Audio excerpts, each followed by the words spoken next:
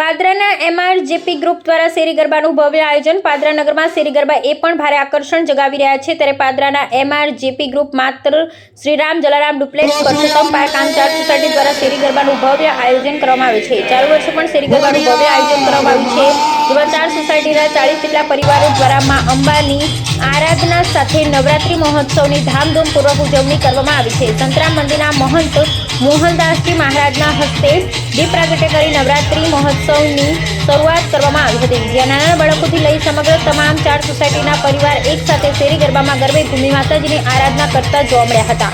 અલગ અલગ દિવસોમાં અલગ અલગ પ્રકારના ડ્રેસ કોડ તેમજ વેશભૂષા સાથે તમામ પરિવારો એક સાથે ગરબે ઘૂમતા જોવા મળ્યા હતા।